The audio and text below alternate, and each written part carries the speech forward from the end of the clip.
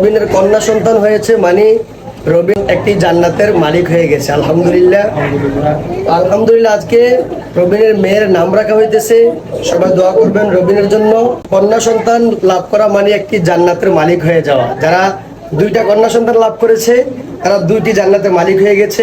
তো রবিন একটি জান্নাতের মালিক হয়ে গেছে, রবিন একটি জান্নাতের মালিক হয়ে গেছে। তো আপনারা কারা কারা এই জান্নাতের মালিক হয়েছেন তারা আলহামদুলিল্লাহ বলবেন। আর যারা যারা এখনো জান্নাতের মালিক হতে পারেন নাই, সবাই ইনশাল্লাহ কমেন্টে ইনশাল্লাহ বলবেন কারা কারা জান্নাতের মালিক হতে চান। আর রবিন, তুমি যে একটি জান্নাতের মালিক হয়ে গেছো, তোমার অনুভূতিটা কেমন? আলহামদুলিল্লাহ, যাক আলহামদুলিল্লাহ। সবাই দোয়া করবেন রবিনের কন্যা সন্তানের জন্য, আল্লাহ যেন সুস্থ রাখে, ভালো রাখে। বাবু দেখতে হলে অবশ্যই একটা সম্মানী দিতে হয়, আমরা সম্মানী দিয়ে ইনশাল্লাহ বাবু দেখতেছি ইনশাল্লাহ। আর এই সম্মানী সে তো এখন ছোট মানুষ, বাবু মানুষ নিতে পারবে না। এখন এটা গ্রহণ করবে এই কন্যা সন্তানের বাবা মা গ্রহণ করবে ইনশাআল্লাহ। সবাই দোয়া করবেন, কাজ করে রবিনের সন্তানকে যেন আল্লাহ তাআলা সুস্থ রাখে, ভালো রাখে।